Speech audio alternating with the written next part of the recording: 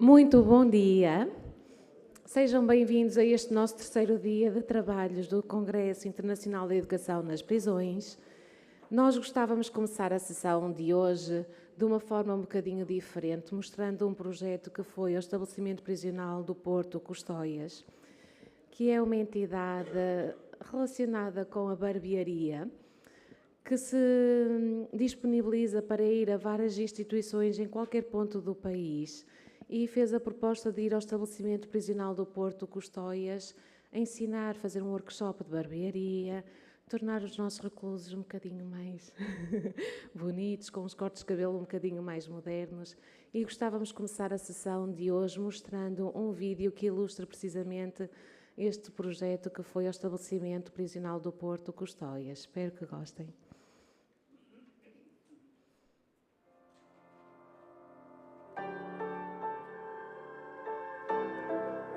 Haverá justiça sem verdade?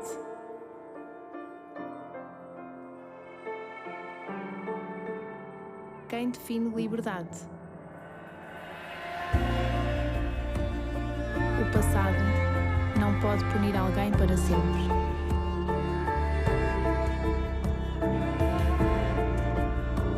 No cumprimento de uma pena, há uma luz de salvação.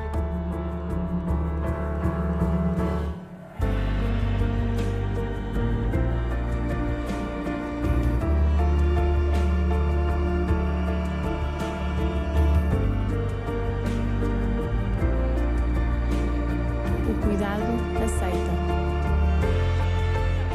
A empatia cura. A compaixão liberta. O amor salva. E no final, reconfigura-se a esperança com liberdade numa vida nova. Independentemente de qualquer coisa, acho que somos todos iguais.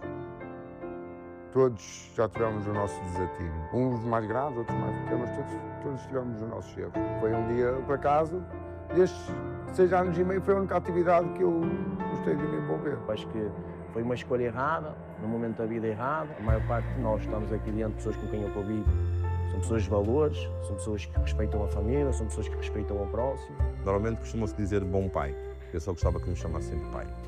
Pai presente, pai conquistador, pai que está lá, pai que acompanha, que sofre.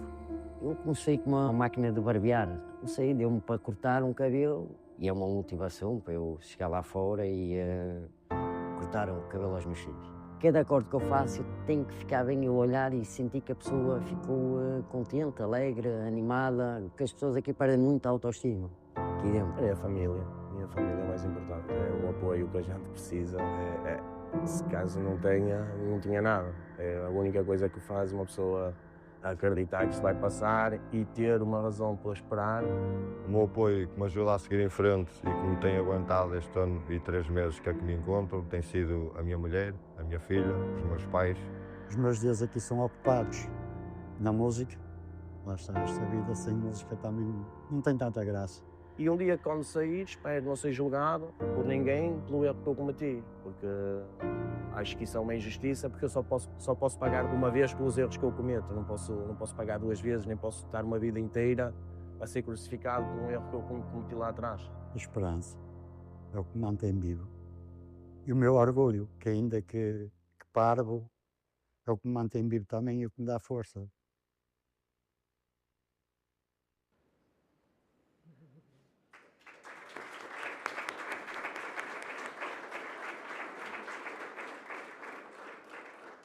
Para finalizar, só recordar que está a decorrer a Feira do Artesanato, está bem?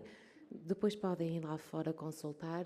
Os produtos são todos feitos por reclusos e a venda de o produto feito por um recluso o dinheiro reverte para o recluso, está bem? Por isso é uma forma de nós também podermos ajudar os reclusos a terem alguma autonomia financeira, está bem? Muito obrigada, doutora Tânia.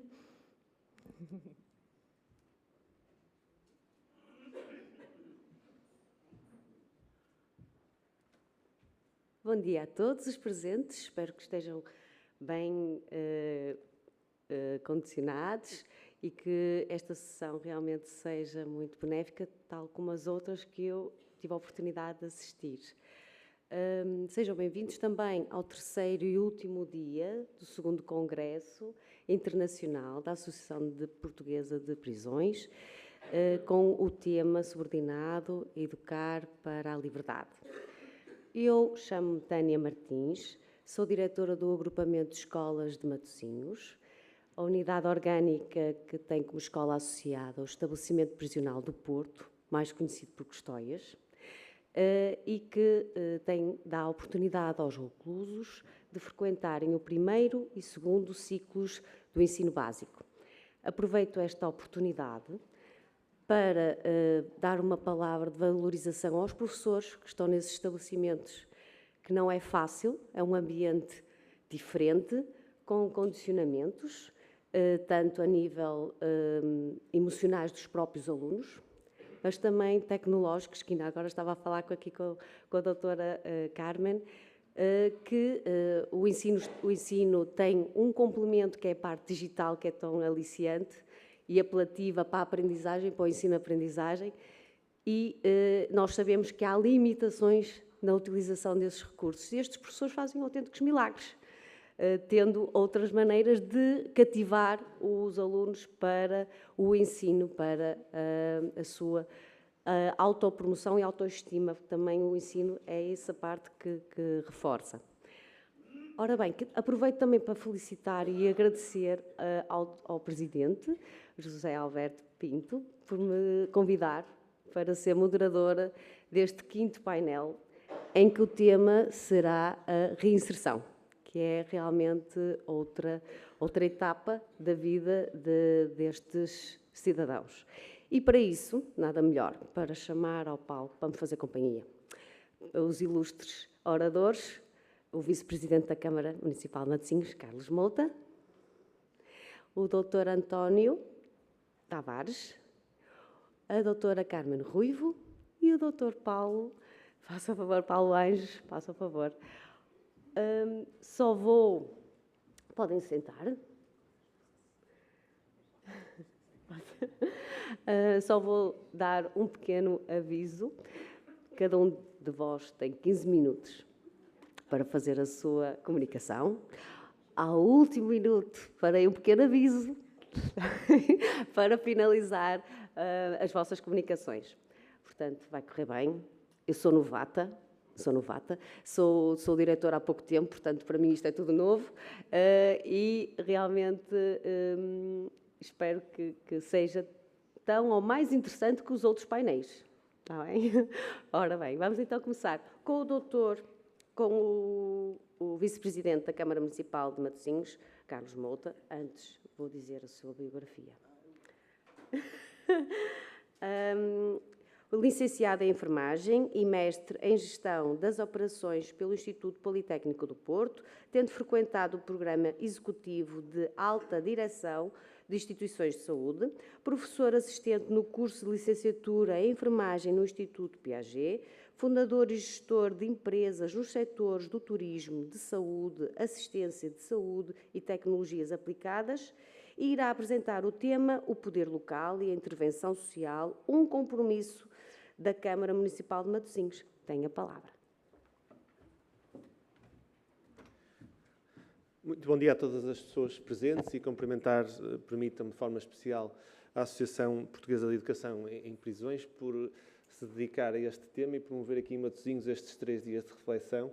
Agradecer também a todos os presentes, muitos da área do ensino e que também, além da sua atividade profissional, dedicaram parte do seu tempo à partilha que aqui aconteceu, ao aumento de conhecimentos, e espero que isso depois no regresso à casa de cada um e aqueles que são aqui de Matosinhos nos permita trabalhar melhor e termos dentro das nossas organizações uma ação em específico nesta área que seja renovada e fortalecida. Dizer que a minha vinda cá não seria tanto na perspectiva expositiva do tema, porque eu não domino naturalmente todos os temas, sou neste momento vereador e vice-presidente da Câmara, tendo a área da ação social, como disse, não sabia que ia fazer a introdução, a minha área de formação é da enfermagem, muito estranho que pareça, o que me dá, de alguma forma, um conhecimento particular dos estabelecimentos prisionais, porque quer durante a vida académica, quer depois também durante a vida profissional, quer depois estive na Unidade Local de Saúde de Matosinhos como administrador durante 4 anos e meio, me permitiu muitos projetos partilhados com os estabelecimentos prisionais.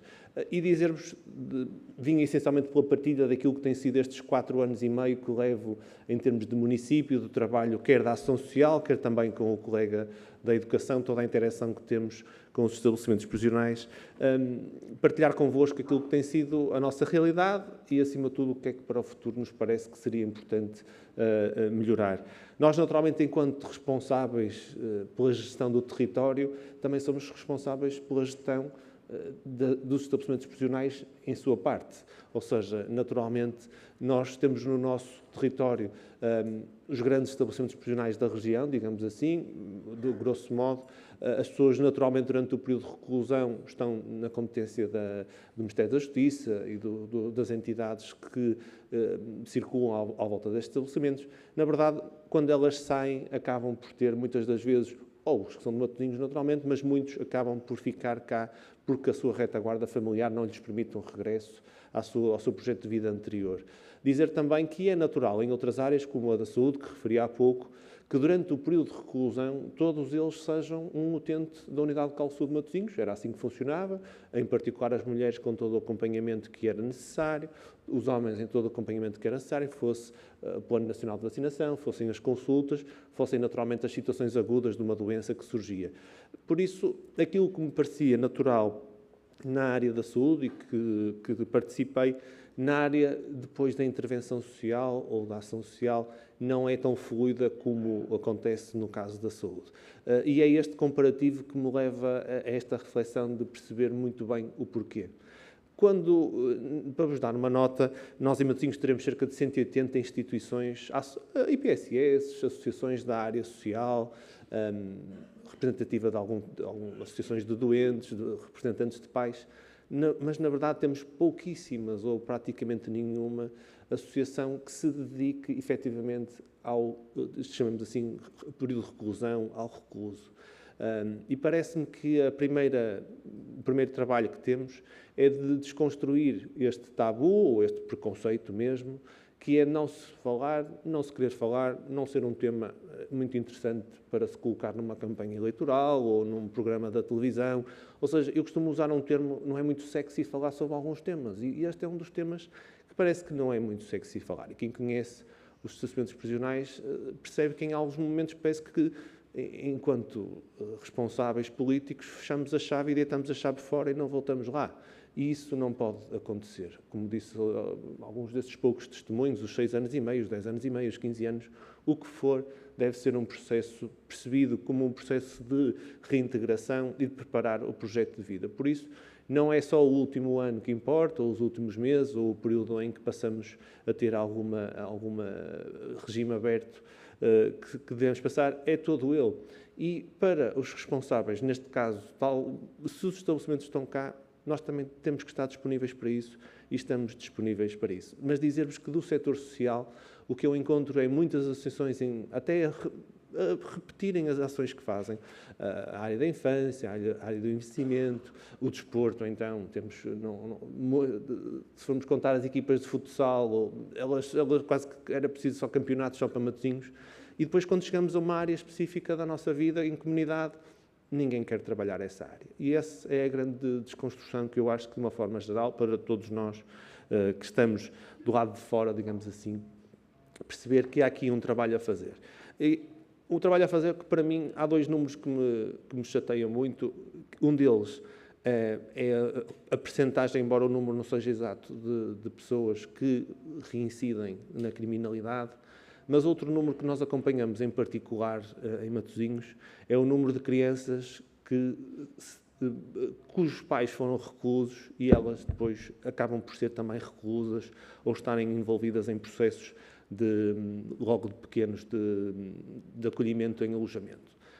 As percentagens são assustadoras. É quase uma sentença à nascença ser filho de um recluso ou de uma reclusa e perceber que essa criança, no seu trajeto de vida, vai passar de certo por uma medida de condicionamento da sua liberdade, e é isso que nós acompanhamos mais em particular, porque, como digo, não estamos dentro do estabelecimento, mas depois temos os impactos no exterior. E se para todos nós a vida é difícil, para alguém que tem um processo como este no seu projeto de vida ainda é mais difícil. E se a habitação é difícil para todos nós, qualquer casal jovem, qualquer um de nós queira ter um projeto de vida, a habitação em Matosinhos está dos preços mais elevados do país, naturalmente para alguém que tem uma condição económica desfavorecida é extremamente difícil. É para um casal jovem, é para um idoso que foi despejado porque pagava uma renda baixíssima e agora vai nascer um prédio todo bonito numa casa pequenina que tinha, mas é também para um recluso. E, naturalmente, quando ele sai e não há uma preparação deste processo, não há habitação partilhada, uma habitação assistida, um modelo que se queira de haver um período de transição, ele vai acabar ou numa situação de sem-abrigo, ou vai ter um carro que dorme aqui numa rua perto, ou vai para uma casa em ruína. E nós acompanhamos isso porque, neste momento, desde a descentralização de competências, nós temos as equipas de sem-abrigo das ruas e sabemos que a poucas semanas ele vai acabar por cometer um crime. Naturalmente, o impacto que tem a pena ou o tipo de crime no facto da família o acolher é decisivo. Se a família não o acolher, não tiver uma retaguarda familiar, eu diria que ele não tem outra hipótese senão, efetivamente, enverdar novamente pela criminalidade. Por isso, dentro daquilo que é a ação social que desde 2022 o município assumiu na descentralização de competências, o tema da habitação é aquele que de forma mais urgente nos surge quando a pessoa se apresenta nos nossos serviços. Nós temos atendimento diário e descentralizado nas juntas de freguesia, e é este ou o residente ou o passante, digamos assim, aquele que está por cá e se calhar vai, como eu explicava há pouco, ele consegue andar no metro porque não tem o revisor, no autocarro não consegue andar e consegue entrar no comboio, ir daqui até Lisboa. Se o puserem fora do comboio, ele já andou umas estações e assim sucessivamente. Mas muitos acabam por ficar no território de Matosinhos. Depois teríamos o tema, estes dois, da ação social e dentro da ação social a questão da habitação, o tema da formação e empregabilidade, que era outro dos temas em que nós temos imensos recursos. Somos um dos municípios que tem falta de mão de obra em quase todas as áreas. Temos muito trabalho manual da restauração, da manicure, da esteticista, dos centros comerciais, de atividades efetivamente não de elevado valor, mas que têm muita mão de obra humana, digamos assim, e depois, naturalmente, empresas com outro tipo de necessidades e de pessoas com qualificação. Mas todo este processo de formação e empregabilidade, nós teremos aqui um grande campo de trabalho em que podíamos efetivamente antever o processo de liberdade, de fim de pena e, a partir ainda dentro do estabelecimento, fazer toda essa preparação. Os projetos que temos tido um dos protocolos já mais antigos que temos é nesta perspectiva, na área da jardinagem, de cuidado de espaços verdes, protocolo direto. A articulação que temos tido com 3 das associações que se dedicam a este público-alvo, que acabam por ser ações muito pontuais, são associações ainda numa fase inicial ou com uma pouca estrutura e que acabamos por ter esta dificuldade, como eu referi, de ter um parceiro social que também colabora com o município nesse sentido. Seriam as áreas que eu destacava e para trabalho futuro. Da nossa parte, temos todo o interesse que o projeto de vida destas pessoas possa ter um rumo que terá de ser naturalmente apoiado, não termina num mês de intervenção, num ano de intervenção, em 2 anos de intervenção. Nós temos famílias, como eu disse, estou há pouco tempo a ser a Presidente de Câmara, foi vereadora há 25 anos, a nossa Presidente da Assembleia Municipal foi vereadora antes disso, e por vezes estamos em processos, tipicamente de atribuição de habitação, em que já vamos na 3ª geração, ou seja, a pessoa a quem estamos a entregar a chave, elas dizem, eu entreguei a chave à avó, a Presidente de Câmara diz, eu entreguei a chave à mãe e eu estou, entre aspas, a entregar a chave ao filho ou ao neto. E este processo que é perfeitamente estudado, a dificuldade que existe desta quase espiral negativa de que é a pobreza ou de que é as situações de marginalidade, ela perpetua-se ao longo do tempo. E um dos estudos, uma das apresentações que vi recentemente, mais da área da saúde, que é a área que eu acompanho mais, já existem evidências atualmente de que os traumas na fase inicial da vida de uma criança levam efetivamente à alteração do seu genoma, que é uma coisa que não se imaginaria. Há efetivamente alterações genéticas dessa criança e na vida adulta ela será alguém com mais doença crónica, e isto não é biológico, não estou a falar dos traumas psicológicos ou psiquiátricos, mesmo fisicamente, biologicamente, há alterações biológicas de um organismo que é o ser humano, fruto dos traumas que tem na fase inicial. Por isso, acho que todos, enquanto comunidade, temos que olhar para esta área como qualquer outra, a infância, a deficiência, o envelhecimento, o desporto, a cultura, e perceber que há duas hipóteses. Ou estamos disponíveis para ajudar e criamos ligações, nós e os respectivos ministérios, nós e o estabelecimento, nós e as associações e a atividade social, ou então não estamos disponíveis e o problema, grosso modo, não se vai resolver, provavelmente vai se agravar. Como dizia alguém, o Bispo do Porto, nunca nos devemos arrepender de ajudar. E eu estou nessa perspectiva, acho que o município de Matosinhos também, independentemente dos resultados, estamos disponíveis para ajudar e não nos iremos arrepender disso. Por isso, qualquer projeto que vos pareça que faça sentido, estamos ao vosso dispor. Muito obrigado.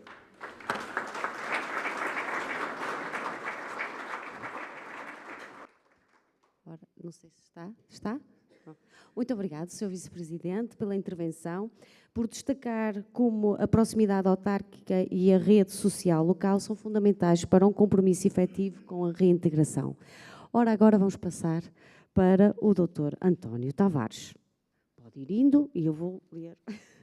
Licenciado em Direito e doutor em Ciência Política, Cidadania e Relações Internacionais pela Universidade Lusófona do Porto, onde é diretor da Licenciatura em Ciência Política e Estudos Eleitorais e auditor de Defesa Nacional.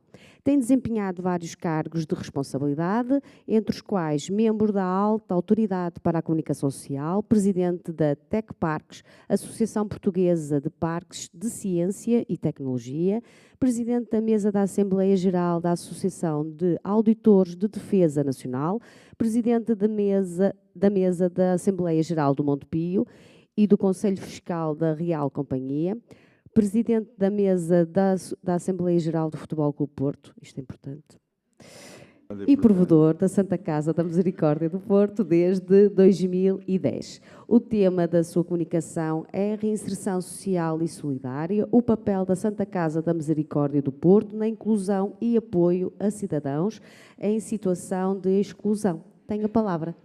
Muito obrigado. Queria, em primeiro lugar, cumprimentar todos os presentes, em particular a Associação Portuguesa de Educação nas Prisões, na medida em que desempenha aqui um papel e traz para aqui assuntos e temáticas que geralmente não são aquelas que mais preocupam as pessoas. Como o Sr. Vice-Presidente da Câmara Municipal de Matosinhos teve a oportunidade de dizer, este é talvez o lado escuro da nossa vida coletiva. Naquele filme ali vimos algumas pessoas trazerem-nos as suas preocupações. Umas porque acreditam e vêm de que não há penas perpétuas, outras que fazem da esperança a palavra que os mantém vivos.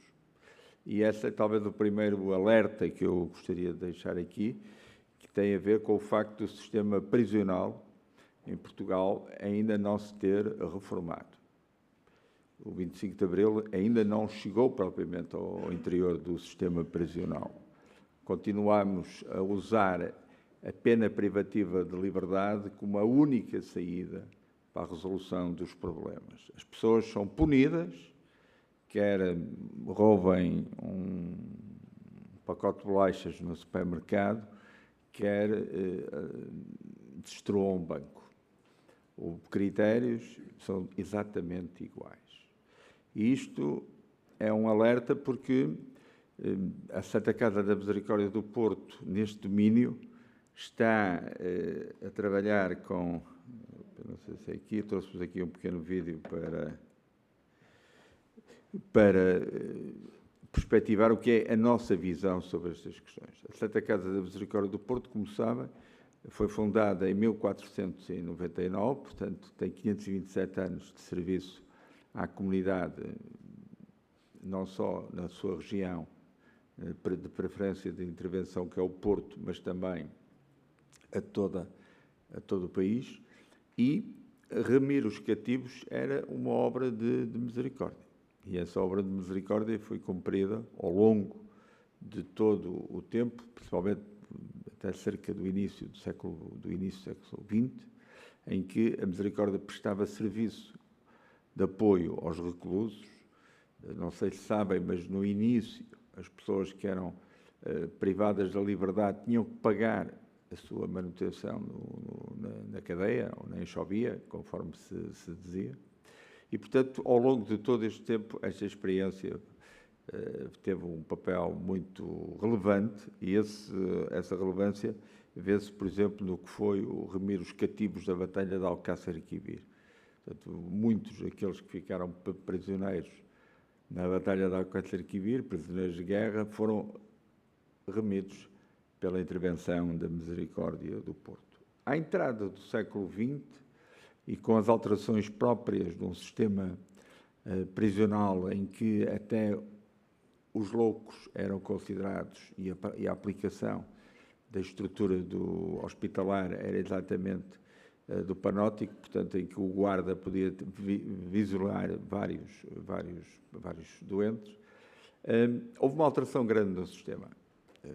Como aqueles que estudaram direito penal lembram-se do papel de César Lombroso, por exemplo, que entendia que os reclusos tinham um perfil muito próprio para estar nessa atividade criminosa e que, portanto, a evolução natural do homem, do cumprimento dos direitos humanos e daquilo que são as preocupações de todos nós, levou a que houvesse alterações sucessivas no sistema prisional e que hoje haja um esforço muito grande para que essas pessoas privadas de liberdade possam, a seu tempo, regressar à vida normal, sem estarem com nenhuma limitação, mas que, tal como disse o Vice-Presidente da Câmara de Matosinhos, há aqui um conjunto muito grande de problemas.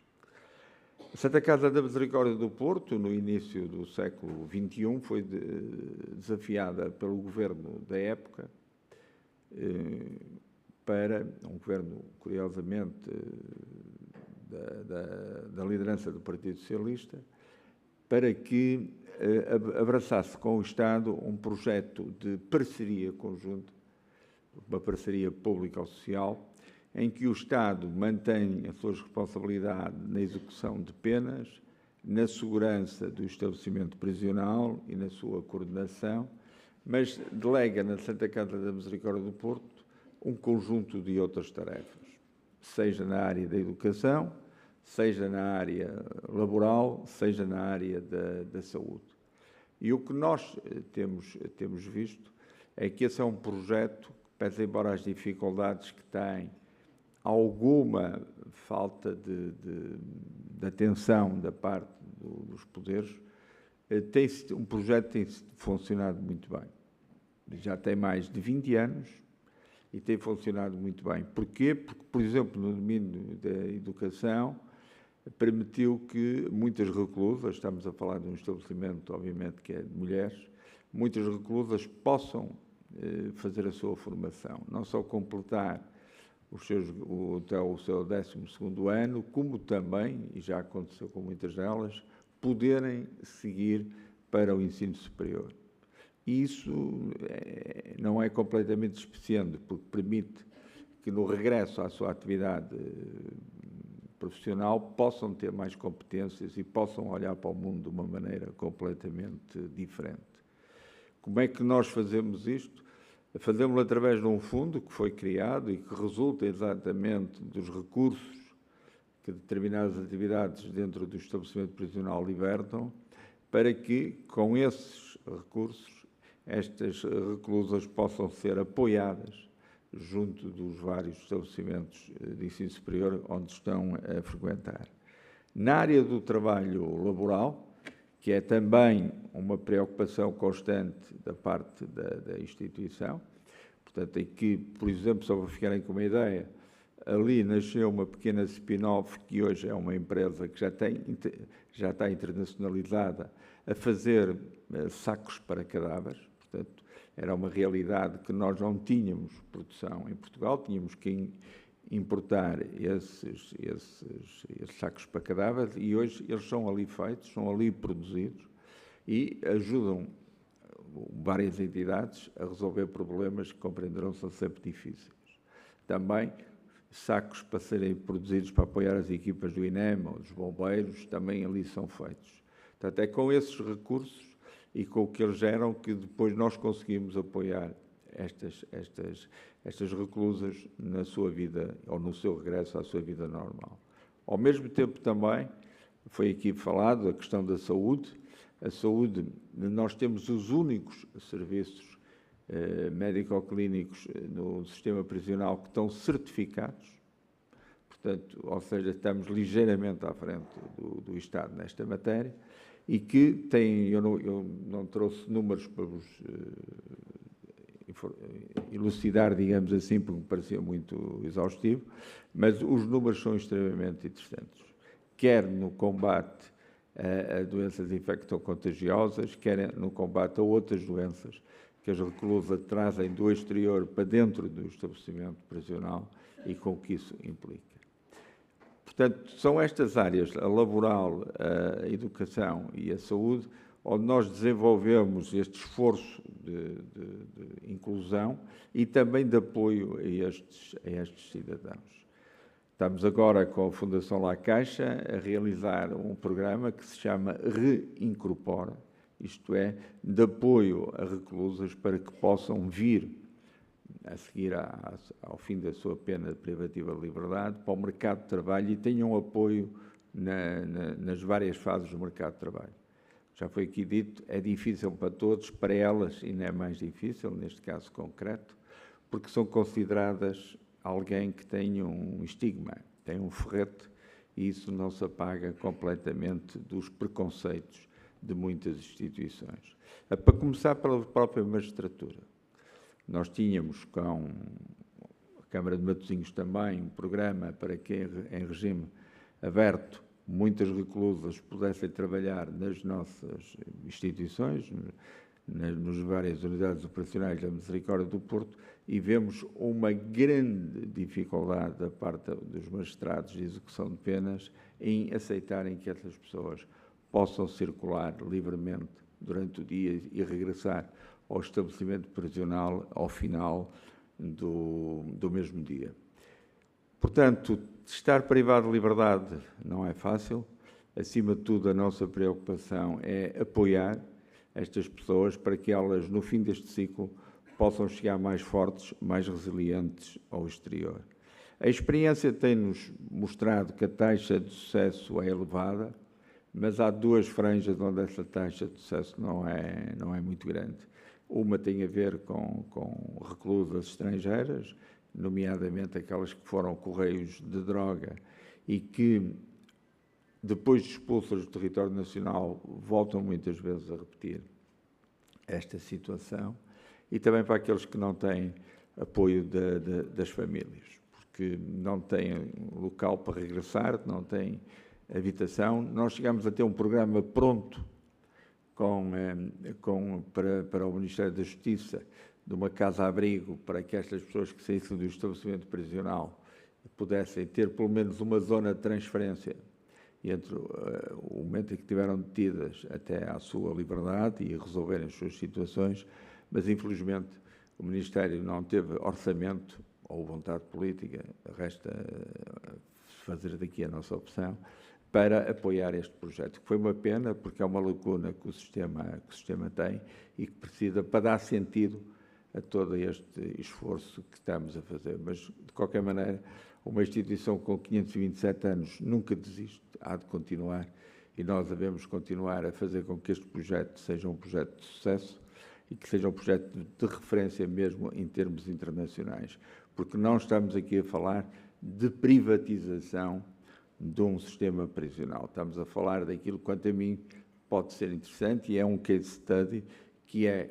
o Estado continua a gerir o estabelecimento prisional, só que se apoia numa estrutura que é credível e que, acima de tudo, é mais leve no seu processo de decisão e mais objetiva naquilo que nos preocupa a todos, que é que a coesão económica e social da nossa sociedade seja mais fácil e que seja mais fácil viver em Portugal e afastar sempre os discursos que são sempre mais apelativos, mais populistas, de que é preciso mais tempo de prisão, é preciso penas de prisão perpétuas. Não é para aí que vamos resolver os nossos problemas, de certeza absoluta. Muito obrigado pela vossa atenção. Muito obrigada, Dr. António Tavares, pela sua intervenção, pela excelente exposição sobre o papel da Santa Casa da Misericórdia do Porto na reinserção social e solidária. É inspirador perceber como as instituições de economia social são pilares essenciais no apoio para os cidadãos em situação de exclusão, promovendo uma inclusão para além da institucional. Vamos então agora passar para a doutora Carmen Ruivo. A doutora Carmen Ruivo é licenciada em Psicologia Social e das Organizações, conta com mais de 20 anos de experiência ligada à formação profissional e ao reconhecimento e certificação de competências adquiridas por via da experiência. É atualmente responsável pela Divisão de Qualificação do Centro Protocolar da Justiça. A doutora Carmen Rio irá apresentar a comunicação intitulada Formação para uma Capacitação Sociolaboral, Desafios e Oportunidades à Construção de um Futuro de Autonomia e Estabilidade. Tenha a palavra, por favor. Então, muito bom dia a todos, muito obrigada pela vossa presença. Cumprimento aqui em particular a Associação Portuguesa de Educação nas Prisões por todas estas temáticas que nos têm apresentado aqui ao longo destes dias e que nos têm, no fundo, fazer sentir que há aqui muita gente a trabalhar à volta desta área do meio prisional e no apoio a todos aqueles que precisam. Eu estou aqui em substituição da doutora Maria da Luz Pessoa e Costa, responsável pelo Departamento de Formação Profissional do Instituto de Emprego e Formação Profissional. Ela, não podendo estar presente, pediu-me para a representar, sendo que o Centro Protocolar da Justiça é um centro da rede de centros do IFP e que, no fundo, o que trabalha diretamente com os estabelecimentos prisionais. Aqui, para situar quem não nos conhece, o Centro Protocolar da Justiça já foi criado em 1988, faz parte da tal rede de centros do IFP. O IFP tem um conjunto de centros de gestão participada, portanto, no fundo, cujo IFP está na gestão destes centros e existem habitualmente mais ou menos um por cada capital distrito, e depois tem um conjunto dos centros que se chamam os centros de gestão participada, onde o IFP está na gestão e estão depois normalmente associados nessa gestão entidades de um determinado setor de atividade. No caso do CPJ, temos aqui uma particularidade, é que não trabalhamos propriamente para um setor de atividade, mas trabalhamos para uma área específica, que é o setor da justiça, para a área prisional. Portanto, no fundo, somos os responsáveis pela formação profissional que se desenvolve nos estabelecimentos prisionais em colaboração com as escolas. Portanto, temos uma sede em Lisboa e depois duas extensões, uma em Alcoentre e outra em Passos de Ferreira, e os nossos destinatários são os jovens e os adultos que estão em cumprimento de penas e medidas de segurança privativas de liberdade a cargo do Ministério da Justiça. Portanto, no fundo, jovens que estão em centros educativos ou depois jovens ou adultos que estão em estabelecimentos prisionais. A nossa missão é a promoção da qualificação desta população. Sabemos que um dos grandes fatores protetores contra a reincidência, não é o trabalho. E, portanto, aquilo que nós pretendemos é, de facto, valorizar as pessoas em situação de privação de liberdade, dando-lhes ferramentas para que elas possam depois, à saída, conseguir o emprego que as protegerá, digamos, de uma reincidência. Atuamos em todo o território continental, em 45 estabelecimentos prisionais e em 6 centros educativos, de Bragança a Faro. Portanto, temos aqui, de facto, uma grande extensão de atuação. Eu, pelo facto de já estarmos aqui no terceiro dia, tenho aqui o trabalho um bocadinho facilitado, aqui alguns pontos que já foram sendo falados e que eu agora vou passar assim um bocadinho mais com ligeireza, que tem a ver aqui com esta parte do direito à educação e à formação profissional, que, como vimos, em particular no primeiro dia, não foi um direito desde sempre adquirido, não é? Foi algo que se foi conquistando.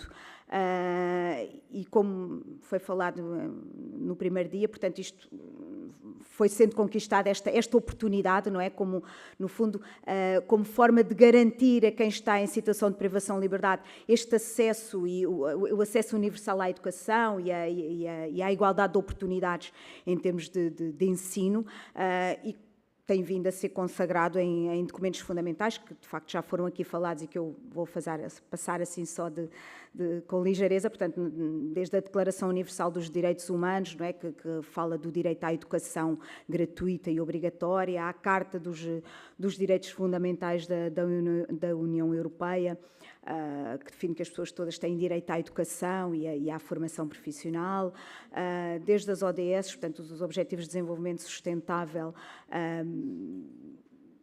de assegurar a educação e promover as oportunidades ao longo da vida, à Constituição da República Portuguesa, em que o Estado se obriga, no fundo, a assegurar o ensino básico, universal, obrigatório e gratuito. Portanto, isto, no fundo, foram tudo conquistas que foram sendo feitas e depois, isto também já referido anteriormente, não é, da recomendação do Conselho da Europa sobre a educação nas prisões, aqui já em particular sobre a educação nas prisões, no fundo que sublinha esta necessidade dos indivíduos em contexto de reclusão possam ter acesso a programas de educação e formação profissional, lá está, no fundo visando a tal aquisição das competências e depois a sua reintegração no mercado de trabalho, para esta prevenção da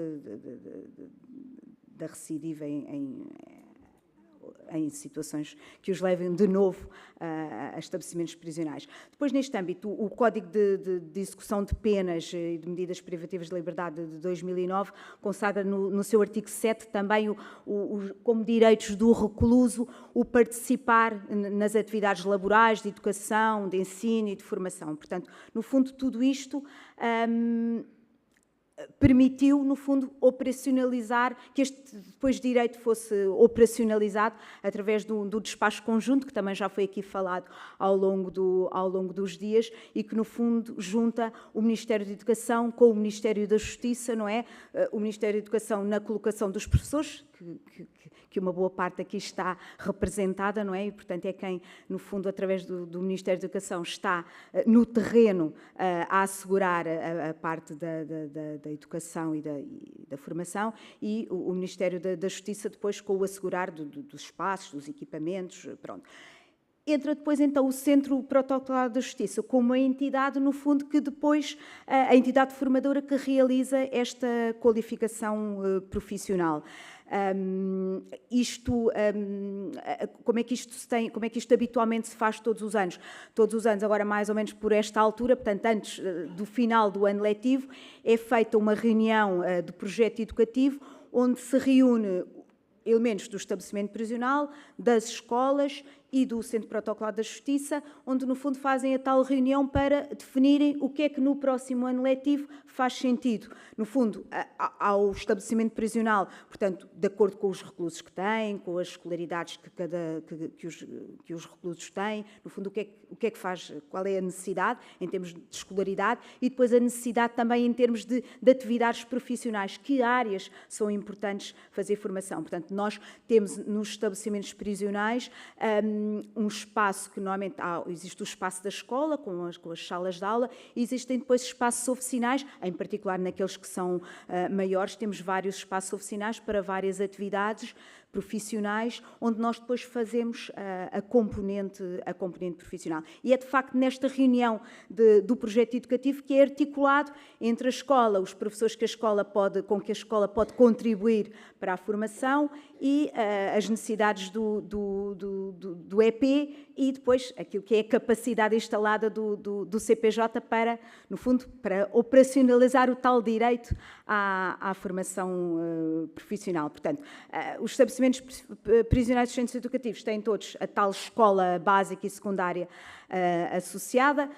Pronto, também já aqui foi falado, isto já não no âmbito do CPJ, portanto, há também a possibilidade da frequência do ensino superior, através do tal protocolo da Universidade Aberta, que foi aqui falado no primeiro dia, com a Direção-Geral de Reinserção e Serviços Prisionais, para que haja a possibilidade também dos reclusos frequentarem, através do ensino à distância, o ensino superior. E, portanto, o Centro Protocolar da Justiça desenvolve, aí sempre em regime presencial, as tais ações de formação. Aqui tem sido falado aqui muito da ligação entre o Ministério da Justiça e o Ministério da Educação. O CPJ entra aqui com a parte do Ministério do Trabalho, através do IFP. Nós costumamos dizer que há aqui um triângulo virtuoso, que é o que permite tudo isto, que é esta ligação entre o Ministério da Justiça, através da Direção-Geral, o Ministério da Educação, com a colocação dos professores, e o Ministério do Trabalho, através do IFP, e, portanto, via Centro Protocolar da Justiça, para, no fundo, termos este modelo único de 100% em parceria e que permite juntar estas entidades e fazer acontecer a formação profissional.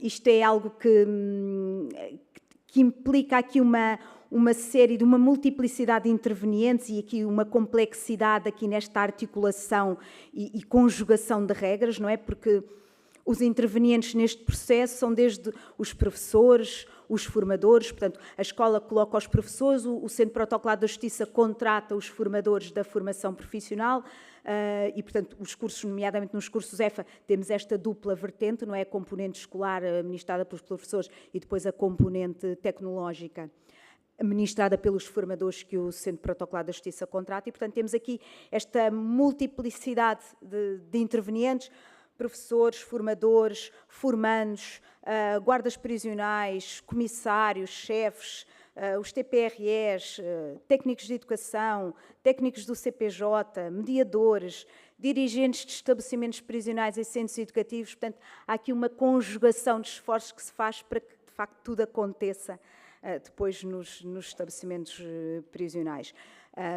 Nós costumamos dizer que atuamos fora de portas e dentro de muros, portanto, não estamos no nosso espaço, nas nossas instalações do CPJ, portanto, fora de portas, mas dentro dos muros das prisões.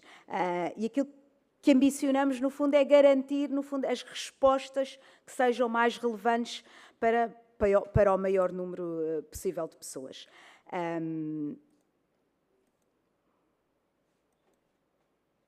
E quem é que são, então, os nossos formandos? A nível dos centros educativos, existem 6 centros educativos em Portugal e nós temos atuação a nível, portanto, sempre atuamos para os 6, portanto, temos aqui 100% de intervenção, portanto, em todos os centros educativos. A 31 de dezembro havia 156 jovens nos centros educativos, assim, em termos de perfil, 91% nacionais, 85,3% de rapazes e, por incrível que pareça, 70% com o 6º ano, portanto, todos jovens com muito baixa escolaridade, essencialmente porque vêm de meios onde o apoio à sua manutenção na escola, não é pequeno e, portanto, vêm, de facto, com muitas deficiências em nível e com muito baixa escolaridade. Eles estão nestes centros educativos com uma elevada rotação, portanto, ou seja, como as penas, ou aqui nem são as penas, são as medidas tutelares, são pequenas, de 6 meses a 2 anos, pequenas muito para a idade deles, mas pronto, têm aqui um curto espaço de tempo. A nossa formação tem aqui uma outra complexidade e um desafio assim, inerente, que é nós, numa ação de formação que começa, imaginemos que começa em janeiro e que termina em setembro, eles vão entrando e saindo. Em janeiro temos 6, de repente em fevereiro já temos menos 1, em abril temos mais 3, pronto, eles vão entrando e saindo à medida que as penas em que vão entrando ou saindo dos centros educativos, não é? À medida que vão terminando as penas, vão saindo e vão entrando outros. Isto é também aqui um grande desafio para os professores e para os formadores que estão sempre a ter jovens novos nas ações de formação. Tem que estar sempre a integrar novos, portanto, sempre a integrar novos jovens, e aqui com um trabalho muito extraordinário que é um constante apoio na realização de planos de recuperação. Portanto, há aqui um grande cuidado de parte dos professores e dos formadores de fazerem planos de recuperação, porque, claro que um jovem, quando entra em março e a ação de formação já começou em janeiro, há depois ali um apoio que tem que ser feito para que ele consiga recuperar e, à saída, consiga levar as competências que lhe são exigidas, não é? Para, no fundo, poder obter a certificação. Portanto, porque aquilo que nós fazemos depois, no final das ações de formação, é certificar, não é? E, portanto, há aqui este grande desafio pela parte realmente dos professores e dos formadores de fazer estes planos de recuperação. Aqui também uma particularidade, que é nós nos centros educativos, o Centro Protocolar da Justiça tem uma autorização especial de ministrar cursos de educação e formação de adultos, que nas restantes entidades a função funciona a partir dos 18 anos. Nós temos esta possibilidade de ministrar os cursos de educação e formação de adultos para jovens que estejam em centros educativos. Isto porquê? Primeiro porque há aqui uma grande... eles entram poucos, com 12, 13 anos, mas entram desde os 12, temos a partir dos 12 anos, até aí aos... A maior parte, se calhar, até aí, a média talvez 16, 17 anos, e estão até aí aos 20, alguns até aos 20 e pouco. Mas, no fundo, é um programa que permite... como funciona por unidades de competência, pelas unidades de formação de curta duração, pelas UFCDs, permite capitalizar unidades em que, à saída do centro educativo, mesmo que não completem o seu percurso, podem depois completá-lo no exterior. Isto tanto funciona para os centros educativos, como depois para os estabelecimentos prisionais, mas que permite capitalizar a formação. Pronto, a nível dos estabelecimentos prisionais também já muito se falou, os 13 mil reclusos, já se falou também aqui do perfil, homens, portugueses, pronto. Com o nível de escolaridade, também já aqui foi referido, muito baixo, 80% da população tem até ao ensino básico. Verificou-se, entre 2010 e 2024, verificou-se que tem havido um aumento do ensino secundário. Mas ainda existe muito analfabetismo. Ainda o dobro da população reclusa tem o dobro da taxa da população portuguesa. Pronto, isto, como já foi aqui falado anteriormente, também já não interessa. Portanto, isto só para dizer o quê? Para esta população, nós elaboramos todos os anos um plano de formação profissional. Assim, em termos de 2025, o total de ações, aquilo que nós fazemos são formações modulares certificadas, essencialmente em EPs de preventivos, ou pronto, onde há reclusos já, ou para dirigido àqueles reclusos que têm penas já mais curtas, e aí fazemos as formações modulares certificadas, porque são mais curtinhas, 150, 200, 300 horas, e depois os tais cursos EFA, tanto de nível básico como de nível secundário. Essencialmente de nível básico, porque é quando a maioria da população não tem o ensino secundário. O ano passado fizemos 303 ações no seu total, 224 em estabelecimentos prisionais e 79 em centros educativos. Grande parte, aqui em termos da distribuição por região, grande parte na região norte, porque é onde há uma boa parte, a maior parte, se calhar, dos centros, uma boa parte dos estabelecimentos prisionais, com maiores. Pronto. Aqui também só para vos dar uma ideia do número de saídas profissionais, o ano passado fizemos 48 saídas profissionais em 21 áreas de educação e formação. Jardinagem, eletricidade, o operador de manutenção hoteleira, todas as áreas da construção civil, a parte digital, desde o operador da informática, a instalação e gestão de redes, a multimédia, a serralharia, a área automóvel, a restauração, o desporto, portanto, em tudo o que são áreas, no fundo, com este tal objetivo de que possam ganhar ferramentas para o mundo do trabalho.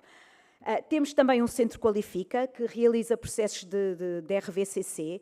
Ontem a doutora Sara já falou aqui um bocadinho dos processos de RVCC, em que no fundo são complementares à formação profissional, atuam para outro tipo de público, para aquele público que já frequentou alguma formação profissional e que ficou com percursos incompletos e que falta-lhe um bocadinho, se calhar, para ficar com o 12º ano ou com o 9º ano, funciona para esses. Ou para quem, no fundo, muitos reclusos estão em atividades laborais e que, não tendo o tempo para frequentar a formação, pode, uma vez por semana, frequentar estes processos de RVCC. Para ficarem com uma ideia, o ano passado o Centro Qualifica do CPJ já está em 18 estabelecimentos prisionais. Atualmente fazemos o processo não só presencial, mas também à distância.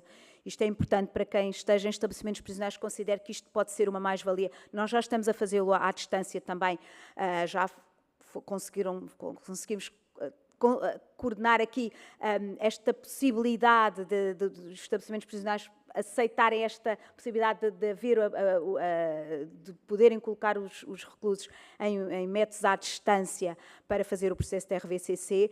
Atuámos já em 18 estabelecimentos prisionais, com 222 certificações o ano passado, que já tem aqui um peso significativo. Aqui, em termos já aqui de uma forma breve, vimos, isto também já aqui foi falado, que os fatores de reincidência não existem dados estatísticos publicados aqui em Portugal, mas de facto a falta de oportunidades de emprego, a falta do apoio de retaguarda, que ainda agora foi falado, são situações que levam à reincidência.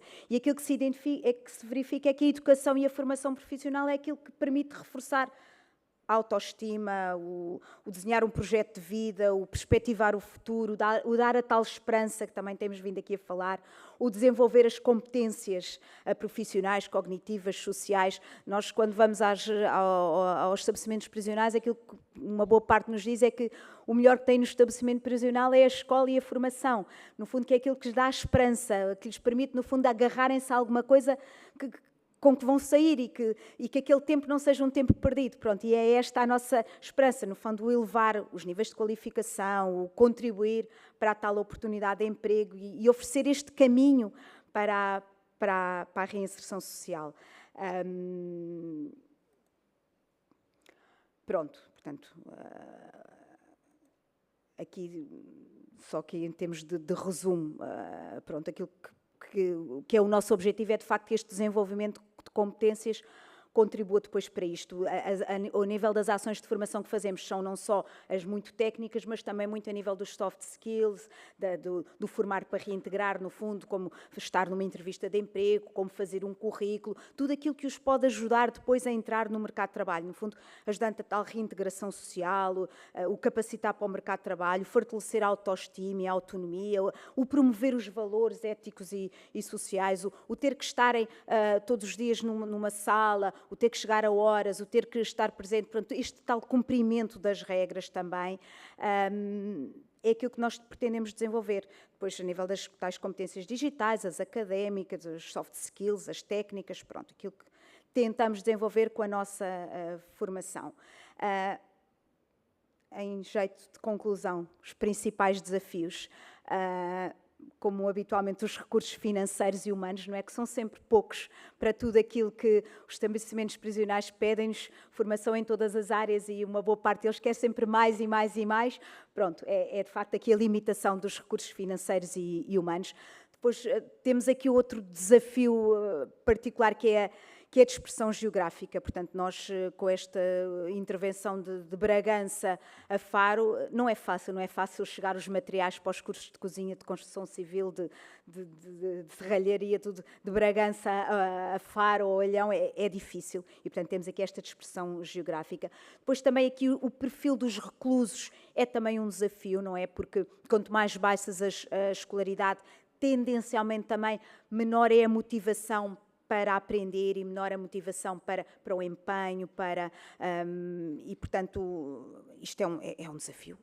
estas baixas qualificações, e depois o facto da formação profissional, sendo um direito, não é uma obrigatoriedade. E, portanto, há muitos que optam por ficar na cela todo o dia, se calhar a dormir, não é? Em vez de aproveitarem a formação.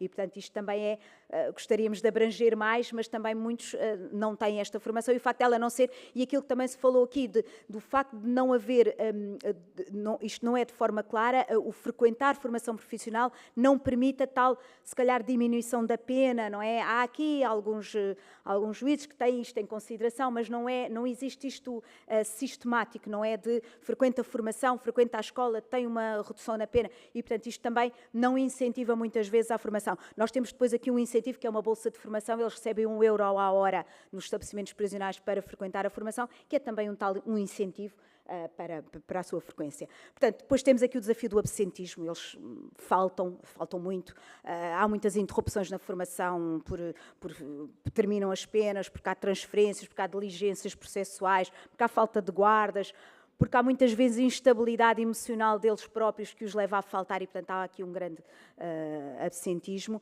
e a falta de documentação de alguns deles, em termos de certificados de habilitações, de autorizações de residência, também não permite que todos possam ter o acesso à formação. Em termos de oportunidades, e finalizando aqui, no fundo a experiência que o CPJ tem e esta colaboração que tem tido com a Direção-Geral e com as escolas, a grande colaboração da escola, tem sido aqui uma grande mais-valia. Pronto, esta nossa ligação com todas estas entidades. E, portanto, consideramos que é, no fundo, o tal triângulo virtuoso que eu falava um bocadinho, das três partes a atuarem, tem sido aqui a nossa grande mais-valia, e, de facto, esta capacidade de conseguirmos atuar no país inteiro. Pronto, isto termina aqui com esta reflexão que deixo aqui, que é aquilo em que no CPJ acreditamos, que é neste efeito transformador das qualificações e no seu contributo para a reincidência criminal, que é aquilo que nos move, esta possibilidade de podermos ajudar a construir futuros fora das grades, em prol de uma sociedade mais inclusiva e garantindo que estas pessoas possam ter uma nova oportunidade e viver com dignidade. Muito obrigada a todos. Muito obrigada, doutora Carmen Ruivo, pela sua intervenção. Ora, terminou tão bem que eu nem vou fazer um resumo. Portanto, vou passar já para o doutor Paulo Anjos. Ora, o doutor Paulo Anjos tem a licenciatura em Serviço Social pelo Instituto Superior de Serviço Social do Porto, curso de formação contínua Criminalidade e Reinserção Social pela Escola de Criminologia da Faculdade de Direito da Universidade do Porto. Desde 2017, coordenador da equipa de reinserção junto do Estabelecimento Prisional do Porto, de intervenção especializada nos estabelecimentos prisionais do Porto, Santa Cruz do Bispo masculino, que inclui a Clínica de Psiquiatria e Saúde Mental, Santa Cruz do Bispo feminino, e junto da Polícia Judiciária do Porto, com atividades na assessoria técnica aos tribunais nas fases pré e pós-sentencial. Desde 2016 é técnico aplicador das sessões do módulo psicoeducacional do Programa para Agressores de Violência Doméstica para Penas e Medidas em Execução da Comunidade, dinamizado na Delegação Regional de Reinserção do Norte da Direção-Geral de Reinserção e Serviços Prisionais. Tudo correto? Ora, vai falar então sobre prisão e reinserção, perspectivas de um percurso de transformação pessoal e social. Tenho a palavra. Ora bem, muito bom dia. Não sei se me ouvem bem. Se estiver demasiado alto, digam, por favor. Já aqui alguém me disse que já te ouvia entrar e ainda vinhas lá fora. Por isso eu estou a fazer aqui um controle do meu tom de voz. Começo por, efetivamente, agradecer o convite da Associação Portuguesa de Educação nas Prisões, cumprimentar todos os presentes e, como é óbvio, e pelo interesse da plateia ao longo destes 3 dias, eu não tive a oportunidade de estar cá, mas vou tendo algum feedback por vários motivos. É sem dúvida um tema interessante, central, no contexto da intervenção no fenómeno criminal, em sentido mais abrangente. Eu confesso que, quando cheguei a esta apresentação e depois dos diversos oradores e temáticas que foram aqui apresentadas, questionei-me: o que é que vais dizer, Paulo? Sob pena de ser repetitivo, sob pena de não cumprir o horário, vou fazer um esforço e, portanto, avançaria já. E então concluí, vamos começar pelo início. Neste sentido. É no verde? Ah, está aqui o rato, peço desculpa. Pensa que... ok. E começaria por aqui. É um facto que toda a intervenção no sistema prisional, no fenómeno criminal, seja no contexto prisional, seja pós-prisão, começa aqui. Começa naquilo que eu acredito que é um facto, embora no dia-a-dia as coisas, a intervenção é muito diferente, como calculam. Estão aqui vários professores, para além de colegas da DGRSP, que trabalham no contexto prisional e percebem estas diferenças e muitas vezes estas contradições. Começa aqui. Começa com o Código Penal de 1982, que é de facto inovador e que corresponde a uma visão humanista do objetivo da intervenção do Estado na prevenção do crime e na alteração dos pressupostos que estão na origem do comportamento criminal, em sentido genérico, e depois no indivíduo em concreto. Porque nunca nos podemos esquecer aqui que temos o cidadão em concreto. O cidadão que, em determinado momento, ou momentos, infelizmente, remete-nos para a questão da reincidência criminal, comete crimes. Isto, obviamente, não é indissociável da realidade do pós-25 de Abril, como é evidente. Não vou maçar as pessoas do que era a intervenção nesta área antes do 25 de Abril. Veio sempre um pouco tarde, os ventos da Europa vêm sempre um pouco tarde no nosso contexto, mas, de facto, aqui está materializada a visão humanista, a perspectiva de que a intervenção tem que ser no processo de ressocialização do agente do comportamento criminal ou do cidadão que cometeu um crime. Poderíamos dizer, eu pelo menos tenho esta perspectiva, não é uma perspectiva caritativa, não é uma perspectiva assistencialista, é no interesse da sociedade como um todo. Por vezes parece-me que cria-se aqui alguma dicotomia entre cidadão e sociedade. Embora, obviamente, isto seja, e as prisões são microcosmos. Eu até diria que são vários microcosmos em função dos diferentes estabelecimentos prisionais, porque a realidade dos estabelecimentos prisionais é heterogénea. Eles são, perdoem-me, 45, penso eu, há colegas aqui que me poderão ajudar mais, 49, penso eu. Ela também é heterogénea, quer no perfil dos reclusos, quer nas condições concretas em que se procura promover a reinserção social dos indivíduos. E estão aqui várias pessoas de outros estabelecimentos prisionais e sabem necessariamente que trabalhar, mesmo enquanto professor no estabelecimento prisional do Porto, vulgo Custóias, não é a mesma coisa que trabalhar noutro estabelecimento prisional. Porque a realidade é efetivamente heterogénea, de norte a sul do país e ilhas, neste conjunto de estabelecimentos prisionais. Aqui, ao colocar a tónica no cidadão que comete crimes, volto a dizer, o interesse é efetivamente, de alguma forma, promover a sua reinserção social, normativa, no interesse do próprio e da sociedade. É óbvio que já ninguém tem a veleidade que não existiram crimes, penso eu. Se deixarem de existir, vamos ter que arranjar outro tipo de atividades, muitos de nós, mas isso seria bom sinal, porque certamente que encontraríamos alternativas nesse sentido.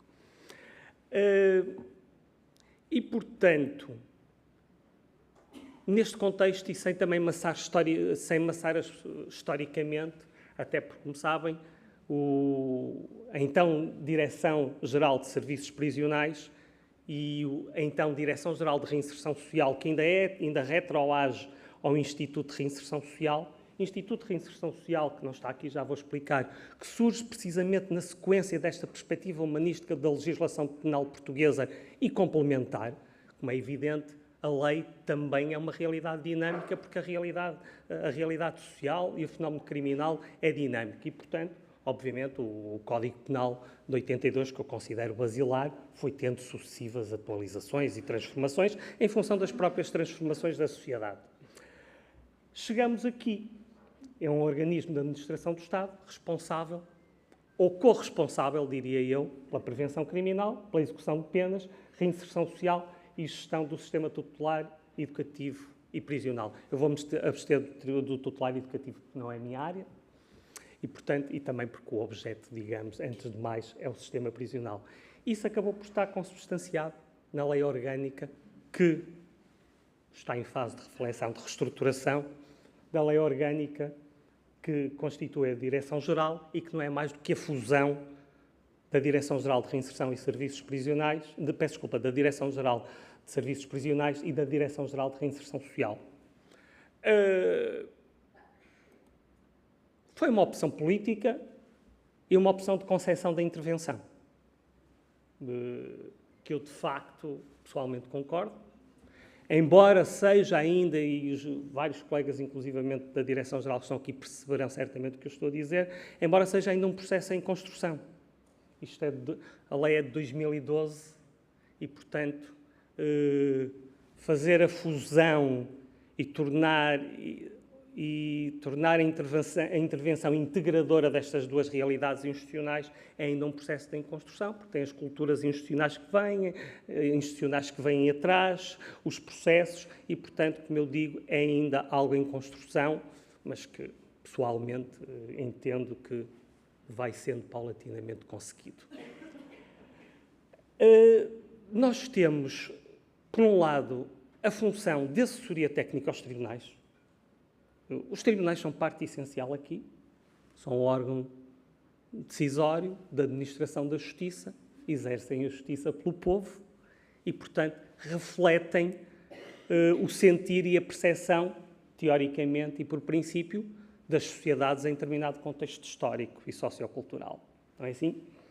E, portanto, nós temos a questão do apoio técnico aos tribunais na tomada de decisão e depois temos a intervenção da Direção-Geral de Reinserção e Serviços Prisionais na execução das penas e medidas, sejam elas privativas de liberdade ou não privativas de liberdade. Porque aí, permitam-me aqui uma questão, eu não tenho assim uma visão se calhar tão linear e também corresponde às sucessivas alterações penais, e vamos pensar nas alterações penais da legislação penal ao longo dos anos. Por exemplo, o incremento das penas e medidas não privativas de liberdade, normalmente chamamos das suspensões de pena, do trabalho comunitário, da suspensão provisória do processo, que é um instituto que diria ainda mais nobre. Nobre porquê? Já agora, porque a suspensão provisória do processo é um momento que permite ao cidadão, que está acusado de um crime, mediante um conjunto de requisitos que eu acho que não vale a pena estar aqui a amassar-vos, permite que aquele processo não siga para julgamento ou que não siga os seus trâmites processuais mediante um conjunto de obrigações. Só para, acho que aqui é fundamental, isto é possível, nomeadamente a questão da suspensão provisória do processo, que é uma inovação que já tem alguns anos, mediante acordo das partes, ou seja, de ofendidos e do indivíduo que cometeu o crime, porque existem fortes indícios que cometeu o crime. Desde logo aí, o que pode parecer, e eu tenho aqui, peço desculpa, isto são dados a 31 de dezembro de 2025. A Direção-Geral tem neste momento em execução 6.300 suspensões provisórias do processo. Significa conjunto de cidadãos que está vinculado ou obrigado a um conjunto de deveres e de obrigações que, se as coisas correrem bem, o processo nunca existiu. Por isso é que se chama suspensão provisória do processo. Nunca constará do seu registro criminal, mesmo no prazo legal previsto. Portanto, estamos a falar de 6.000. De prestações de trabalho a favor da comunidade, estamos a falar de 2.155. Claro que são números dinâmicos, como compreenderão. Da suspensão da execução da pena de prisão, estamos a falar de 17.300. Portanto, a reação ao comportamento criminal e a percepção do Estado não é, neste momento, ou enclausuramento. Não é necessariamente, e não me parece por estes números, que o objetivo, e as alterações penais têm sido nesse sentido, não é no sentido da privação da liberdade. É no sentido da promoção de penas e medidas alternativas à prisão. Claro que temos 13 mil neste momento, lá está. À data de hoje, um corte temporal, temos 13 mil cidadãos presos em diferentes situações jurídico-penais. Temos 13.100, salvo erro, a dados também recentes, temos cerca desse número em estabelecimento prisional, que, aliás, por vezes parece-me também há aqui um erro de raciocínio, são os cidadãos que temos neste momento presos. O que significa que a Direção-Geral, ao longo de um ano civil, intervém em muitos mais. Isto é um corte temporal, porque é dinâmico, as pessoas vão entrando e vão saindo. Portanto, a população-alvo da intervenção da Direção-Geral vai muito para além deste número dos 13 mil. Mas, portanto,